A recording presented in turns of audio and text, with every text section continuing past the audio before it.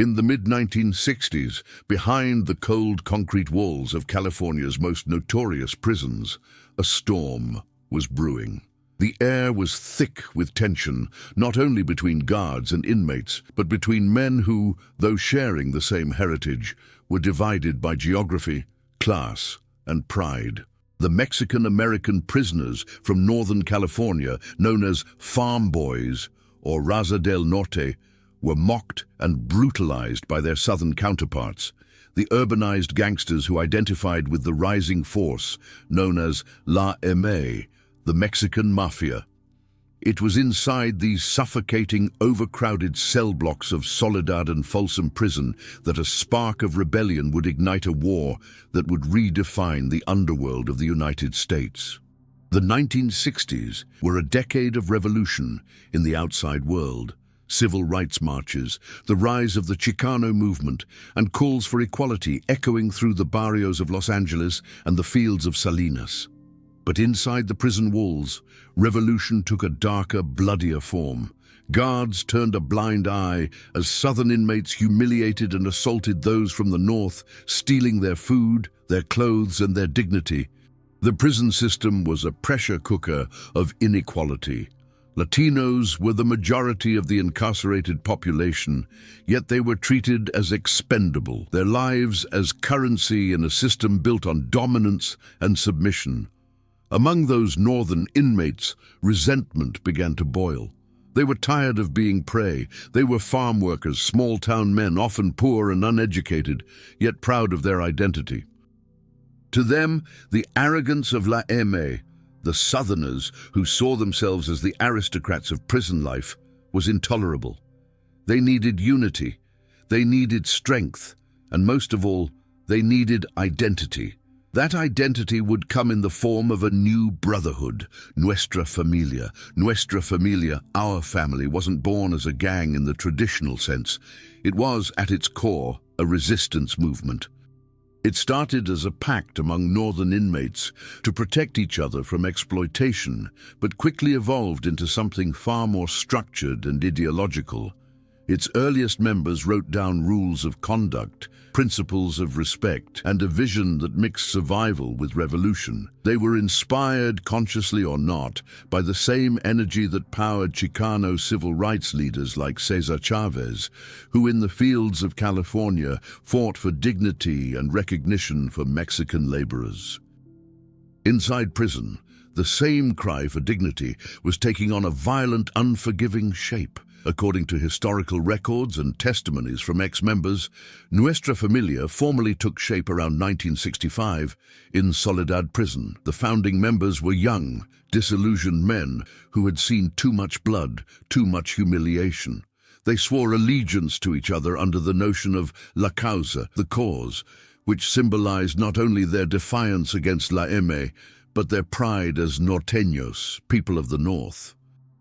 Every symbol they adopted carried meaning, the number 14, representing the letter N in the alphabet for Norte, became their sacred mark.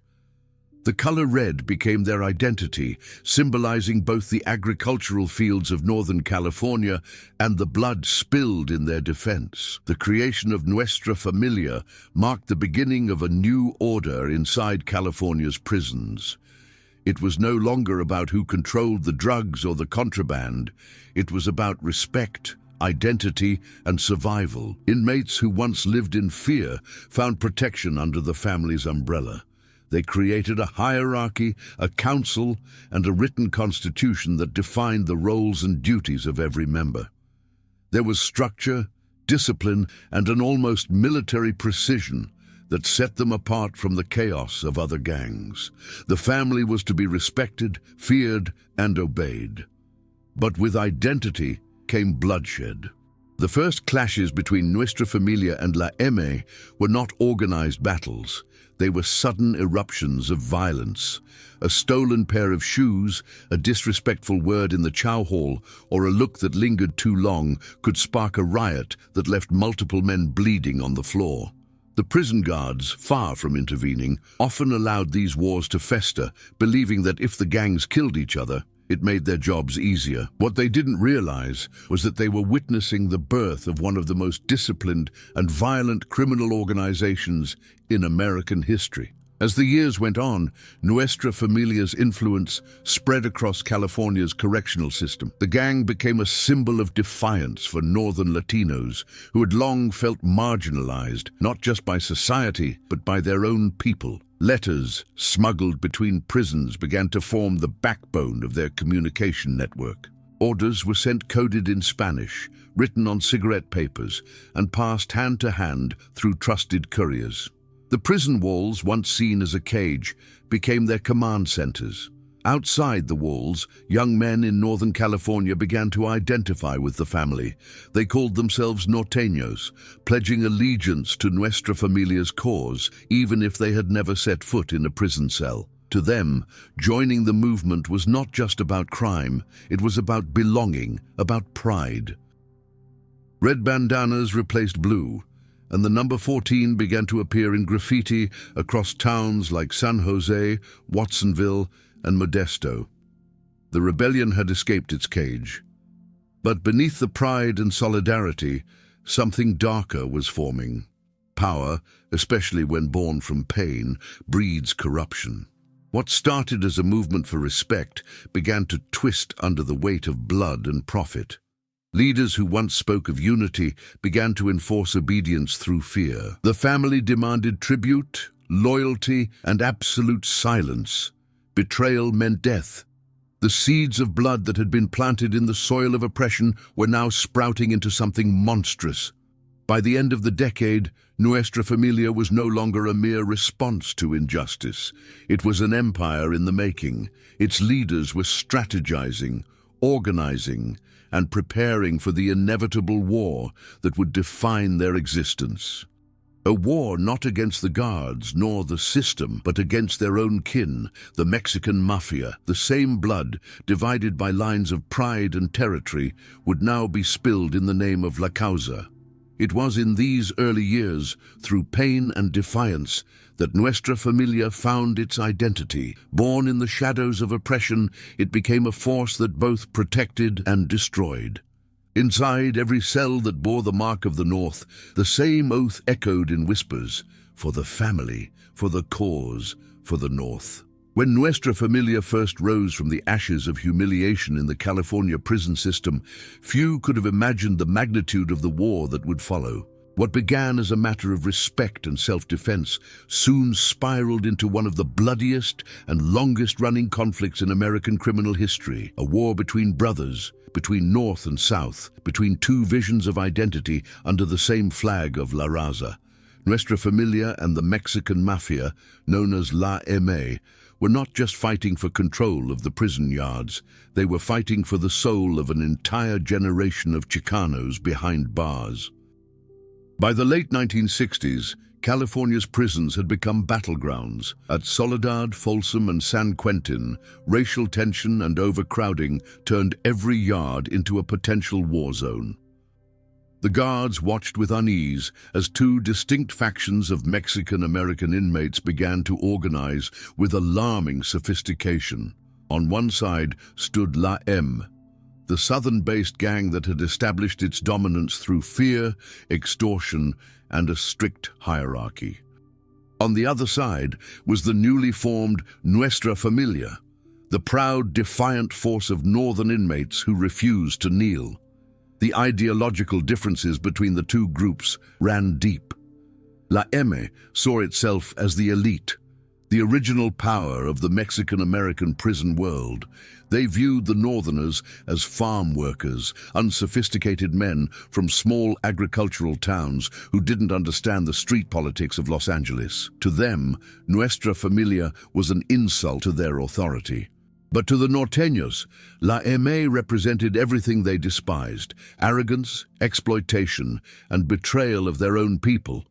The Northerners believed that true unity came not through domination, but through shared respect, though their methods would soon betray their own ideals. The spark that ignited the first major war between the two organizations was small, but symbolic.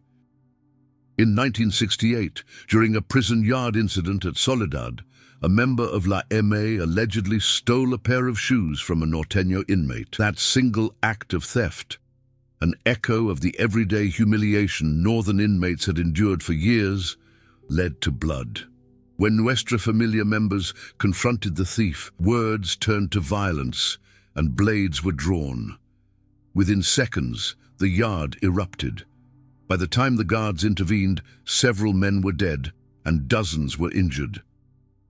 That moment became known among inmates as the birth of the war.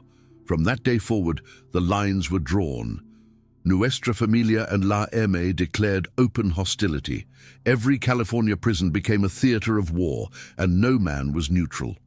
Inside the walls, communication was carried out through kites, small handwritten notes smuggled between cells or hidden inside food trays. Each message carried coded orders, death sentences, and lists of targets. The war spread like wildfire, claiming the lives of inmates and even reaching into the streets outside.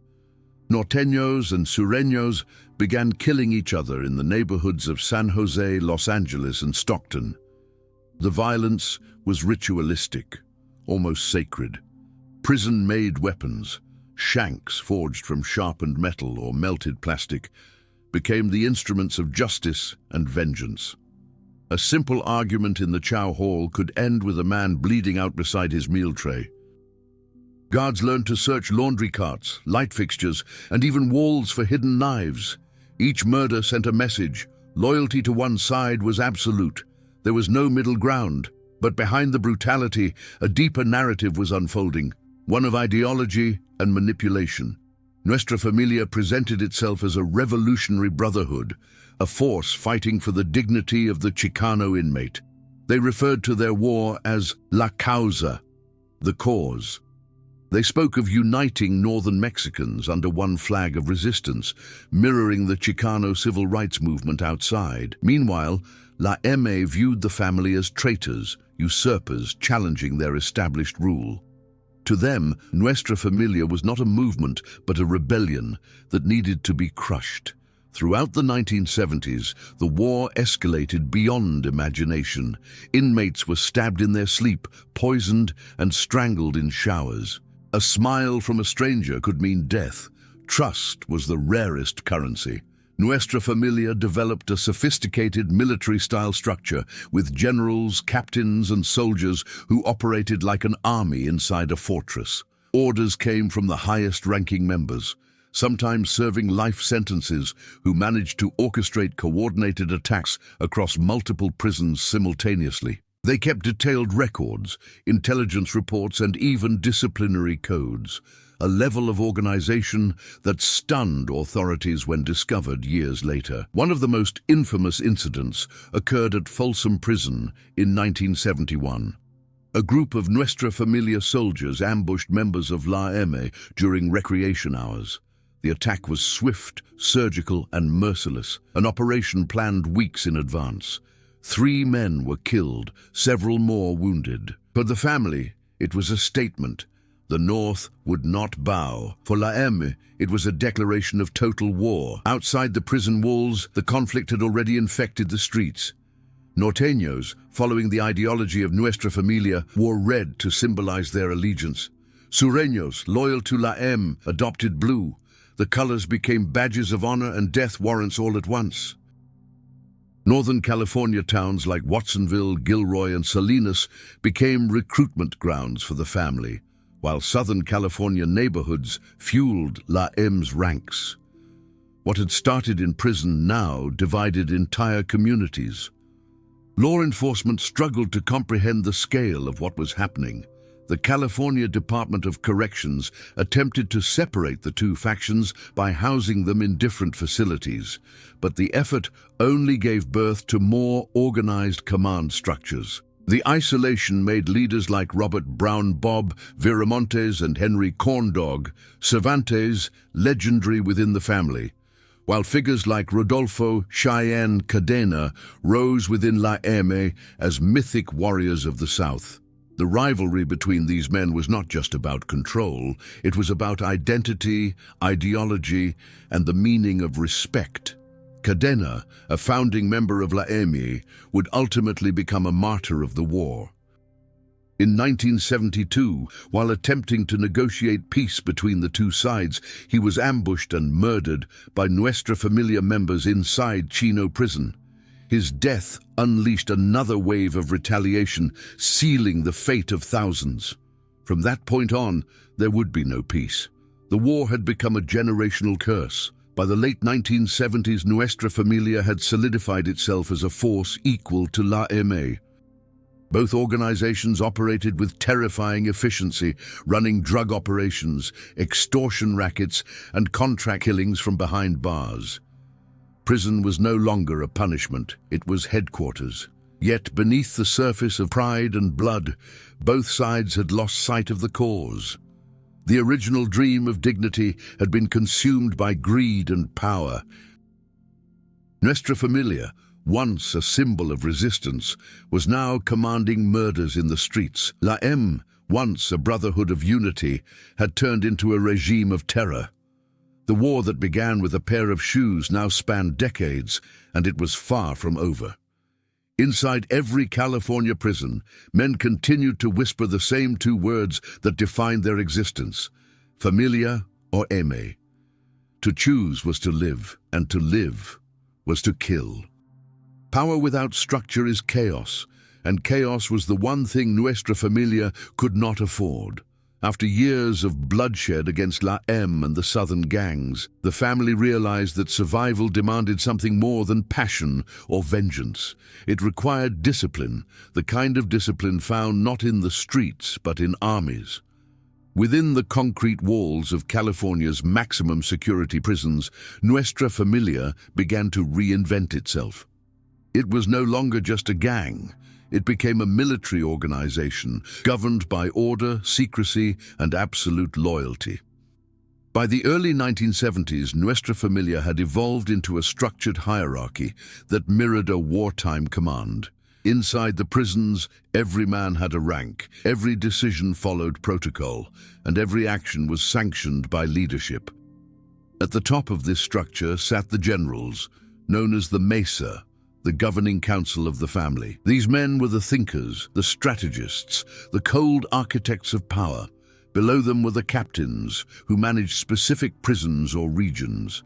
Beneath the captains were the lieutenants and soldiers, each responsible for enforcing orders, collecting dues, and recruiting new members. To outsiders, it looked like an underground military order hidden within the chaos of the penitentiary system. The family's constitution, a literal written document smuggled and copied through prison walls, became the foundation of their rule.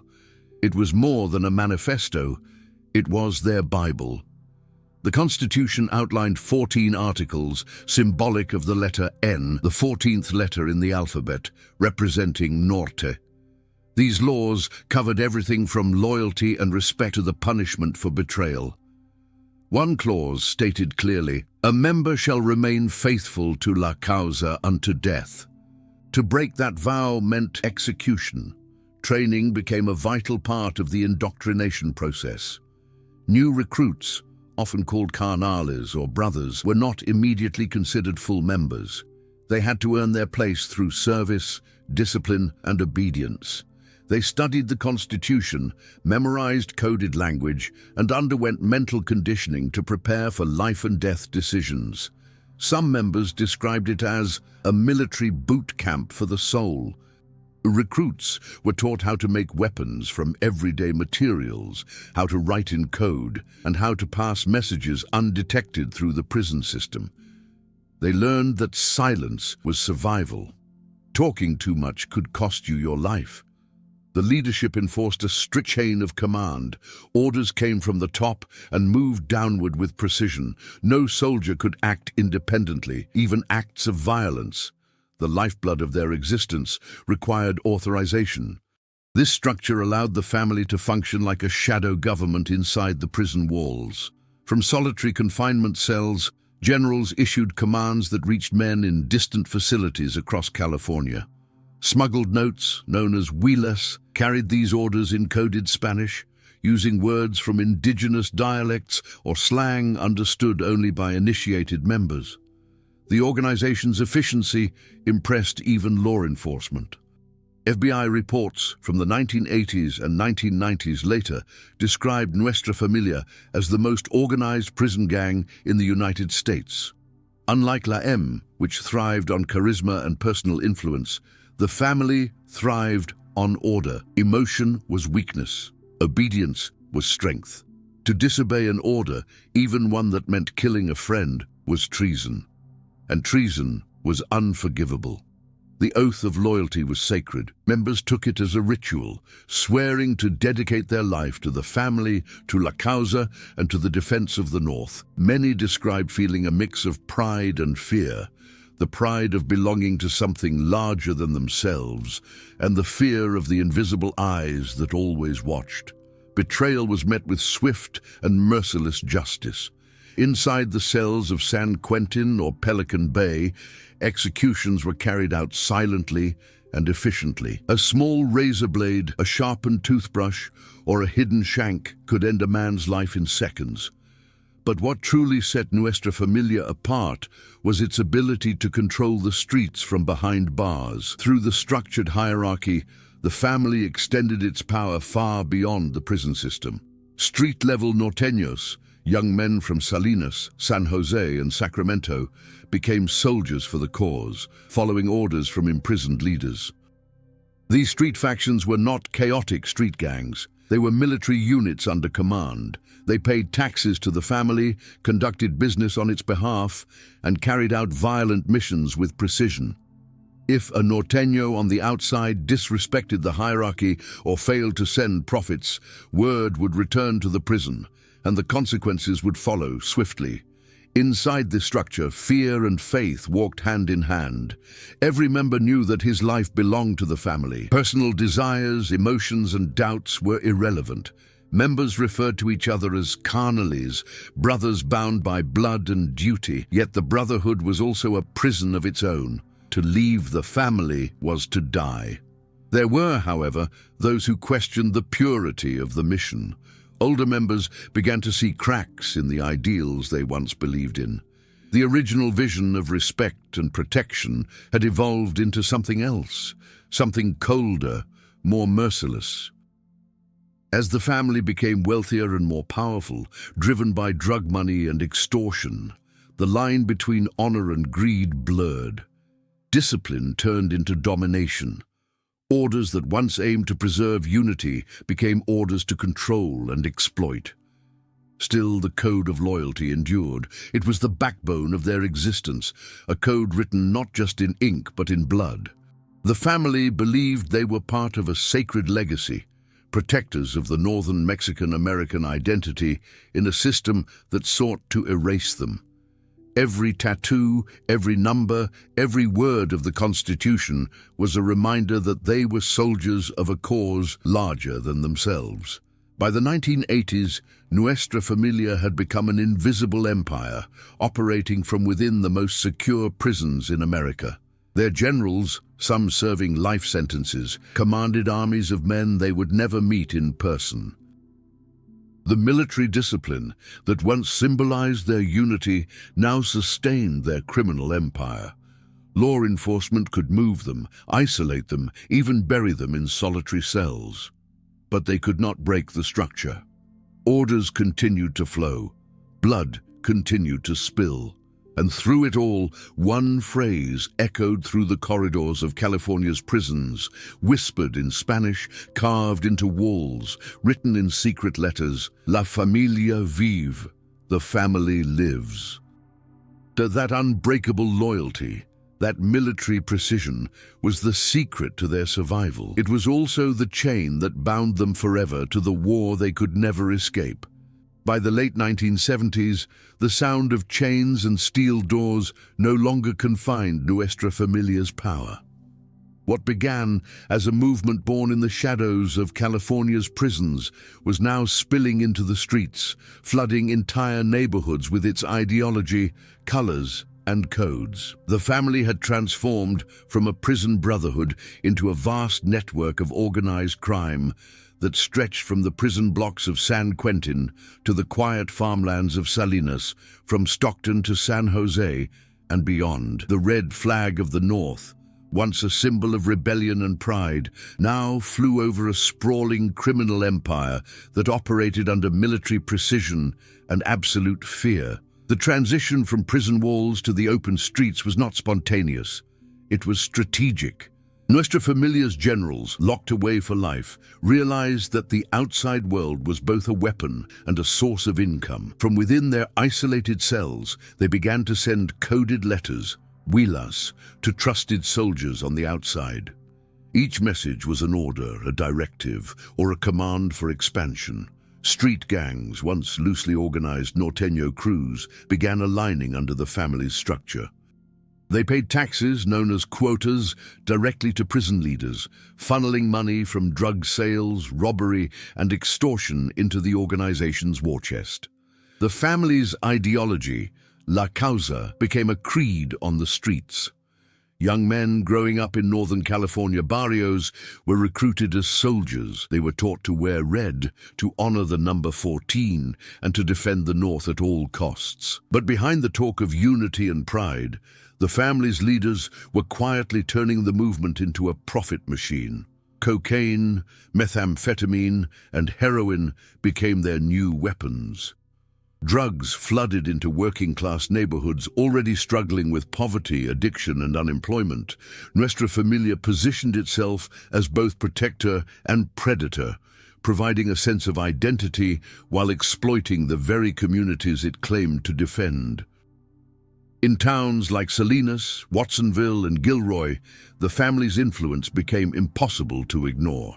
Norteño graffiti marked the walls, a declaration of territory and power. Local shop owners were forced to pay rent to avoid retaliation. Families who lost sons to gang recruitment lived in fear of speaking out. Police reports described entire neighborhoods where silence reigned.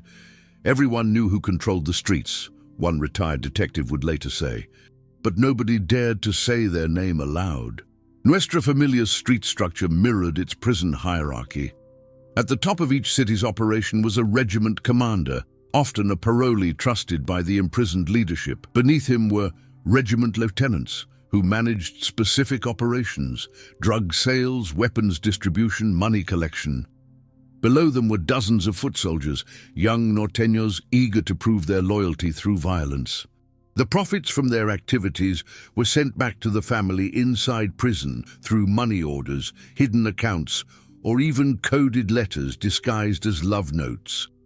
The connection between prison and street became seamless, two worlds operating as one body. But power came at a cost. With expansion came betrayal, greed, and paranoia. Some regiments began keeping more money than they sent back. Others questioned the orders of imprisoned generals they had never met. To enforce discipline, the family introduced a system of audits and purges.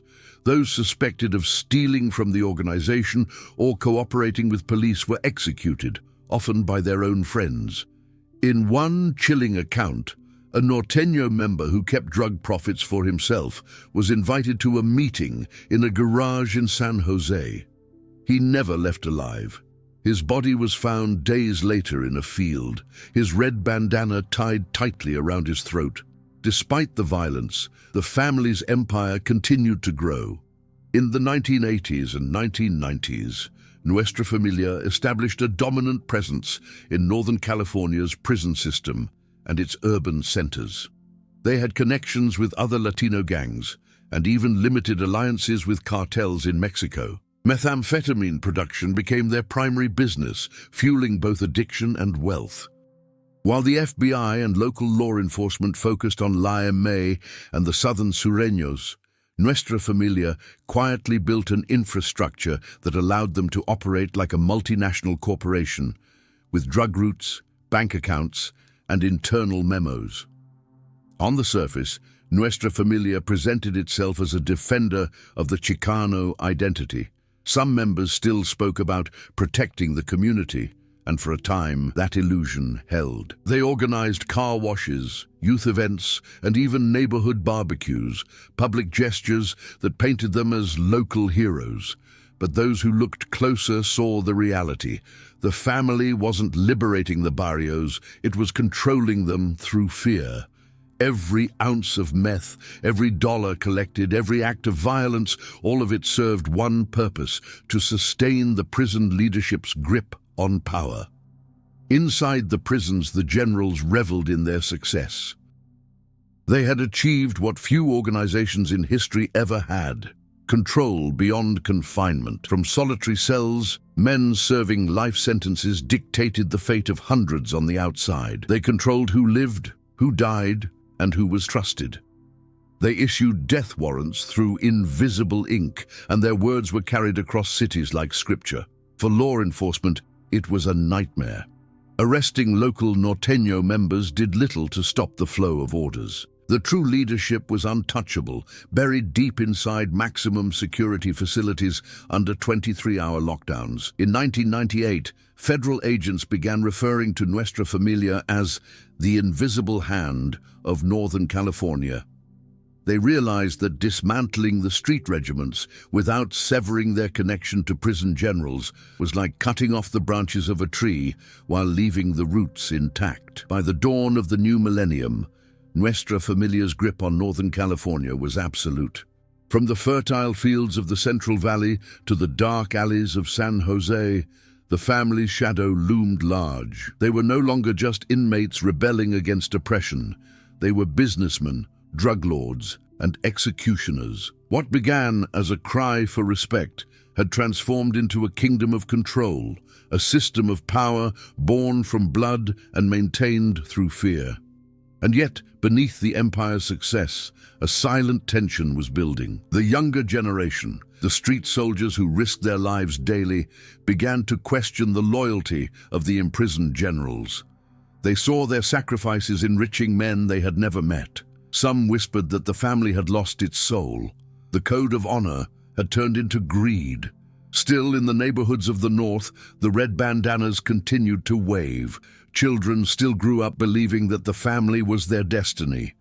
And the generals, sitting in darkness behind walls of steel, continued to command their empire, proving that even from a cell, power can rule the streets. By the late 1990s, Nuestra Familia had reached a peak few could have imagined. Their influence stretched across California's prison yards, their orders echoed in the streets of northern towns, and their discipline made them nearly untouchable. From the outside, the family seemed indestructible, a perfectly oiled machine of fear, loyalty, and control. But beneath the surface, cracks had begun to spread like rot through the foundation. For decades, the code of silence had kept them strong. Now, whispers of betrayal would turn brother against brother, soldier against general, and when the walls finally fell, it wouldn't be because of the bullets of their enemies, but because of their own voices, captured on tape. It began subtly, a missed payment, a rumor of disloyalty, a suspicion that someone inside was talking to the police. Within the family, paranoia was nothing new. But as federal authorities began taking notice of the gang's increasing sophistication, the heat turned unbearable. In 1998, the FBI launched one of the most ambitious investigations in California's history, Operation Black Widow. Its objective was simple: dismantle Nuestra Familia from the inside by exploiting its greatest weakness, trust. For years, the family had communicated through coded letters and trusted couriers, but even the most disciplined systems can be infiltrated. The FBI recruited informants, some from within the gang itself, turning former soldiers into double agents. One of the most shocking betrayals came from men who had once sworn blood oaths to the family, now secretly working with federal agents in exchange for reduced sentences or protection. They wore recording devices, smuggled in through food deliveries, or concealed within clothing. Every whispered command, every plan for an execution, every coded message was captured. Inside Pelican Bay State Prison, the so-called generals continued to operate as if untouchable. They believed their words carried safely through the system until those very words became evidence. the FBI managed to intercept communications, decode their cryptic language, and build a map of the organization's entire structure. For the first time, the government understood how the family operated, not as a gang, but as a military syndicate. The turning point came when one of the family's most trusted leaders, a man who had served as an intermediary between prison and street regiments, decided to cooperate with federal agents. Known in court documents only by his alias Capone, he provided detailed accounts of how Nuestra Familia ordered murders, collected taxes, and enforced discipline. His testimony painted a picture of an organization ruled not by ideals, but by fear and greed. The cause was lost, he said in one interview. It stopped being about the people a long time ago. Operation Black Widow culminated in 2001 with the arrest of dozens of key figures, including several high-ranking generals and captains.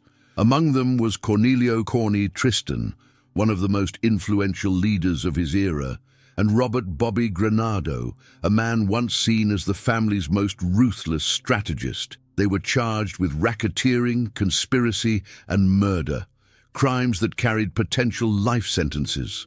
The arrests sent shockwaves through the California prison system. For the first time in its history, Nuestra Familia's leadership was completely exposed. The myth of invincibility had shattered. But the fall of the generals did not come quietly. Inside the prisons, retaliation began almost immediately. Those suspected of cooperation were executed without hesitation.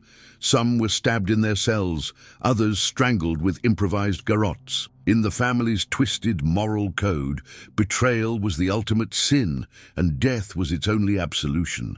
The killing served as both punishment and warning. Silence was sacred, and even in defeat, the family would maintain control through terror. Yet the deeper truth was more tragic. Many of those executed weren't informants at all. They were scapegoats, victims of paranoia and internal power struggles. As law enforcement pressure increased, so did the infighting. Younger members began questioning the leadership's decisions, accusing the imprisoned generals of caring more about personal gain than the cause. The family's constitution, once a sacred text, became irrelevant. The structure that had once ensured unity now suffocated under its own weight. The FBI's operation revealed another shocking truth. The generals were profiting immensely from the streets while their soldiers lived and died in poverty. The money funneled from drug sales was not being used for the community or the movement. It was feeding the lavish lifestyles of men behind bars. Expensive commissary items, hidden accounts, and illicit favors became their new currency. For many young norteños, this revelation was devastating. The family's moral authority collapsed. What remained was a hollow empire sustained by blood and fear. The trials that followed were among the most detailed criminal cases in California's history. Jurors were presented with hours of recorded conversations, letters written in coded Spanish, and testimonies from reformed members who described the inner workings of Nuestra Familia in chilling detail. The courtroom became a stage where loyalty and betrayal clashed under fluorescent lights. Prosecutors called it a criminal enterprise cloaked in false honor. Defense attorneys called it a government crusade, but for those who had lived through it, it was simply the end of an era. Still, even with dozens of leaders imprisoned or executed, Nuestra Familia did not vanish. The organization adapted, just as it always had. New leaders emerged from the younger generation, filling the vacuum left by the fallen generals. The family reorganized, adopting more decentralized communication systems and encrypting messages through modern technology. It was a painful metamorphosis, the death of the old guard and the birth of a new kind of criminal intelligence. For the FBI, Operation Black Widow was a victory, but a hollow one. They had exposed the gang's leadership and paralyzed its command structure, but they hadn't killed the idea. The ideology of the North, the pride, the defiance, the sense of belonging, still pulsed through Northern California's barrios. Every time a young man tied a red bandana around his neck, the family's legacy continued. Behind bars, the surviving generals reflected on their downfall. Some remained defiant, insisting that the family would never die. Others, older and weary, confessed that they had lost their way. "We started with honor," one imprisoned captain reportedly said. "We ended with greed." In the end, betrayal had accomplished what decades of violence could not. The family that once prided itself on unity had been torn apart from within. Blood had built their empire, and blood had brought it down. The fall of the generals should have been the end. By the early 2000s, Nuestra Familia's leadership was shattered, its empire exposed, and its brothers turning on one another in courtrooms and cells. Operation Black Widow had cut deep, severing the head of what the FBI called one of the most disciplined criminal organizations in U.S. history. Yet the family did not die. Like fire smoldering beneath ashes, it adapted, mutated, and resurfaced in new forms. What emerged from the ruins was not the same organization that had once written constitutions in blood, but a modern, digital-age version of the same idea, the persistence of identity, control, and defiance. In the aftermath of the federal takedown, hundreds of incarcerated members were left leaderless. The once centralized structure of generals and regiments collapsed, replaced by a chaotic scramble for authority. But within chaos, new leaders began to rise. Younger, more adaptable men who understood that survival meant evolution. They studied the mistakes of their predecessors, realizing that rigid hierarchy made them easy targets for law enforcement. The new Nuestra Familia would be different, more fragmented, decentralized, and invisible. By the 2010s, the organization had restructured into a network of semi-autonomous cells, each operating under the broader ideology of La Causa, but without a single dominant leadership. This flexibility made it nearly impossible for authorities to dismantle them the way they had during Black Widow. Each cell handled its own operations, drug trafficking, extortion, and enforcement, while still pledging allegiance to the family's core principles. Communication between prisons and the streets evolved too. Gone were the handwritten wheelers and coded letters. In their place came encrypted phone calls, smuggled cell phones, and digital messaging apps that turned every inmate with a smartphone into a field commander. The family's influence in Northern California remained undeniable. Even after decades of war and infiltration, Nuestra Familia continued to dominate the Norteño street gangs that roamed the neighborhoods of Salinas, Modesto, and Stockton. Red bandanas still marked territory, and the number 14 still carried sacred weight. But something fundamental had shifted. The younger generation of gang members, many of whom had grown up hearing legends of the old wars, were no longer driven by ideology. They were businessmen. For them, Nuestra Familia wasn't a cause. It was a brand, a name that carried power, fear, and access to a criminal network stretching from Mexico to Oregon. Ironically, this new generation of leadership mirrored the cartel mentality more than the revolutionary spirit of the 1960s founders. They forged direct ties with Mexican cartels for methamphetamine and fentanyl distribution, embedding themselves in the global drug trade. Smuggling routes, once used for heroin and cocaine, were now transporting synthetic drugs worth millions. Nuestra Familia's soldiers became middlemen in an international web of crime, blending traditional gang loyalty with modern logistics. Technology also gave rise to a new kind of control. From within prisons, leaders orchestrated killings and business operations with the same precision as any corporate manager. In one case, documented by the California Department of Justice, a single inmate coordinated drug deliveries, tax collection, and disciplinary hits across 3 counties, all through text messages sent from a contraband phone hidden in a vent. For law enforcement, the digital evolution of Nuestra Familia turned an already invisible enemy into a ghost. Still, the shadow of betrayal lingered. The scars of Operation Black Widow ran deep, and trust, once the foundation of their code, became a rare commodity. The new family learned to operate with compartmentalization.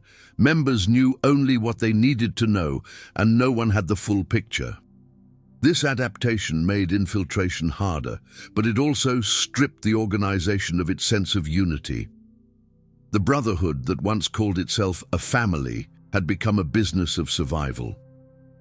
Despite these changes, Nuestra Familia retained one enduring truth: its ability to survive every attempt at eradication. Over 60 years after its birth, the organization remained one of the most sophisticated and feared prison gangs in America. It had outlived rival groups, government task forces, and even its own ideals. The family's name had become legend, whispered in fear across prisons from California to Texas. Inmates still drew the familiar symbols: the sombrero with the dagger, the number 14, the words Nuestra Familia written in ornate script, as if invoking a relic from an ancient order. But survival came at a cost. Inside the gang's own ranks, many veterans recognized how far they had strayed from their origins. The family that once claimed to defend the dignity of Chicanos in a racist prison system had become what it once despised: an empire built on exploitation. The prisons they had once sought to dominate now held their sons and grandsons. Entire generations had been consumed by a war that began half a century earlier. In interviews and court testimonies, reformed members have described the haunting realization that the family's legacy is both cultural and tragic. Some speak with pride of its discipline and resilience, others with regret for the lives destroyed in its name. One former member, once a ranking captain, said it plainly: "The family was supposed to protect us from the system. Instead, it became another system that owned us." Meanwhile, the outside world continues to romanticize and mythologize them. Documentaries, podcasts, and prison exposés paint Nuestra Familia as both villains and anti-heroes, a symbol of rebellion in a society that never offered them a place to belong. The duality remains: heroes to some, monsters to others. But behind the headlines and myth lies a more complicated truth: that Nuestra Familia endures because it fills a void. It offers identity in a world of poverty, brotherhood in isolation, and purpose in chaos. In recent years, law enforcement crackdowns have intensified once more. Federal prosecutors continue to charge members under racketeering laws, and new operations, with names like Red Dawn and Northern Star, have targeted the next generation of leaders. But each time a network is dismantled, another rises quietly from the ashes. Nuestra Familia, like the phoenix in its mythic symbolism, seems to be reborn with every fall. The question that remains is not whether the family can be destroyed, but whether the idea of it ever can. For as long as there are prisons overflowing with young men who feel invisible, as long as poverty and division define the landscape of California's forgotten towns, the conditions that gave birth to Nuestra Familia will persist. The names may change, the faces may fade, but the story continues. In the end, Nuestra Familia's legacy is both a cautionary tale and a mirror held up to America itself.